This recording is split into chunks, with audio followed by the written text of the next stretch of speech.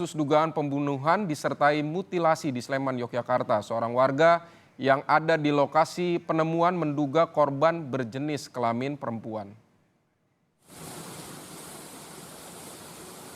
Saudara, seorang warga di lokasi penemuan mengaku melihat 3 potongan tubuh manusia berada di dasar Sungai Bedok. Sementara itu, satu bagian tubuh lain ditemukan di semak-semak di bagian atas jembatan. Warga menyebut potongan bagian tubuh yang ditemukan memiliki ciri-ciri mirip perempuan. Korban diduga dibuang dari atas jembatan. Warga tak menyangka lokasi ini jadi tempat pembuangan korban mutilasi karena sehari sebelumnya digunakan tamu desa wisata untuk kegiatan susur sungai. Saya melihat sebatas potongan tubuh manusia. Totalnya ada berapa, Pak? Ada 4 potongan yang ditemukan di satu titik ini. Saya pribadi kalau melihat dari potongan tangannya itu lentik. Sepertinya punyanya cewek, punya perempuan. Itu waktu itu Bapak mengira nggak kalau di sini ada? Wah, tidak menyangka sama sekali, Mas. Di sini kan kebetulan tempat wisata.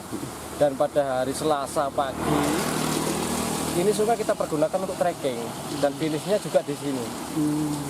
Terus Rabu malam ditemukan itu ya? Rabu malam ditemukannya potongan tubuh manusia. Polisi menyebut penyelidikan kasus dugaan pembunuhan disertai mutilasi ini masih terus berjalan sambil menunggu potongan bagian tubuh lainnya ditemukan. Namun jalan setapak menuju sungai masih ditutup menggunakan garis polisi. Karena sewaktu-waktu lokasi ini masih dibutuhkan polisi untuk olah tempat kejadian perkara.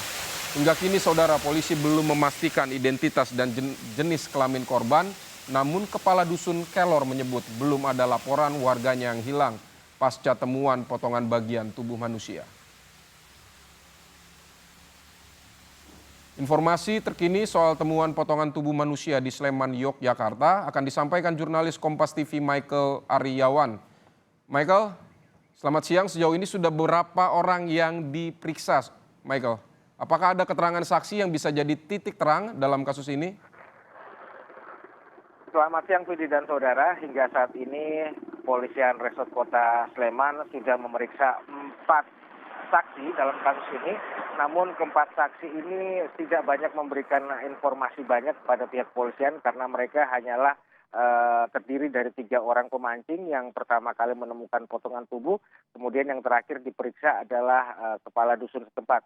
Kepala dusun setempat ini diperiksa terkait apakah ada laporan orang hilang di sekitar wilayah dia ataupun ada tanda-tanda pendatang atau tamu yang berkunjung ke desanya namun dengan gelagat mencurigakan. Nah, data-data itu tengah dikumpulkan oleh pihak kepolisian, namun kemarin kami berbincang dengan Kasat Reskrim Polresta Sleman, Kompol Denny Irwansyah. Beliau mengakui memang kasus ini sulit untuk diungkap, mengingat 4 potongan tubuh yang ditemukan telah rusak, artinya telah terendam air, dan di salah satu bagian, misalnya untuk tangan yang ada sidik jarinya juga tidak banyak memberikan informasi kepada pihak polisian, karena saat ditemukan kondisi sidik jari sudah rusak.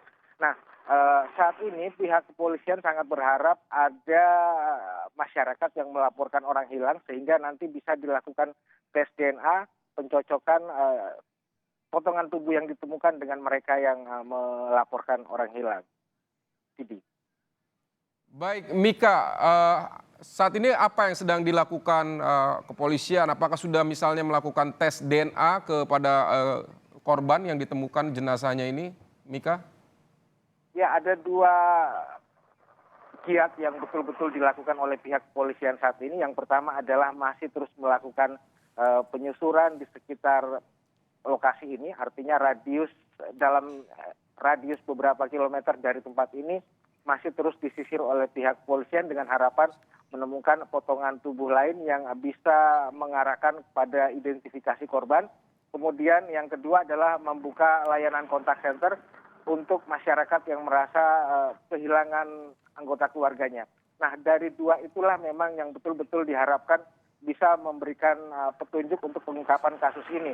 Sementara kami juga menanyakan terhadap kemungkinan adanya petunjuk melalui kamera pengawas, disebutkan oleh pihak kepolisian di lokasi ini sangat minim kamera pengawas dan dalam kondisi malam misalnya di tempat ini sangat gelap sehingga memang susah untuk adanya kamera-kamera pengawas yang diharapkan oleh pihak polisian. Sidi. Baik, baik Mika, apa yang mempersulit kepolisian untuk mengungkap identitas korban ini, Mika? Ya, yang pertama tidak ada laporan masyarakat adanya orang hilang. Ini yang paling utama yang menyebabkan kesulitan.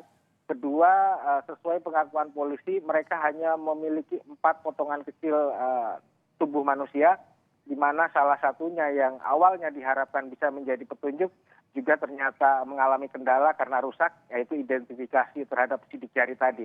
Nah, jika masyarakat ada yang memberikan laporan bahwa ada orang hilang, nantinya akan dilakukan tes DNA untuk mencocokkan laporan tersebut dengan barang atau bagian tubuh yang ada pada pihak kepolisian. Sidi. Sampai saat ini belum ada masyarakat yang melaporkan. Ya, kontak terakhir kami dengan Kasat Reskrim, beliau menegaskan hingga saat ini belum ada masyarakat yang melaporkan adanya orang hilang. Nah, ini memang menjadi kendala bagi pihak kepolisian, mengingat Kabupaten Sleman, Kota Yogyakarta, dan Daerah Istimewa Yogyakarta khususnya banyak sekali masyarakat yang hidup di kos-kosan atau mahasiswa pelajar yang hidup di kos-kosan.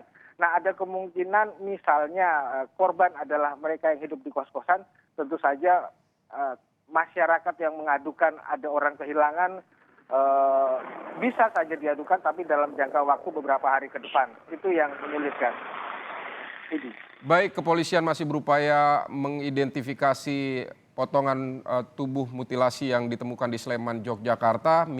Mika Aryawan, terima kasih untuk laporannya dari Sleman, Yogyakarta.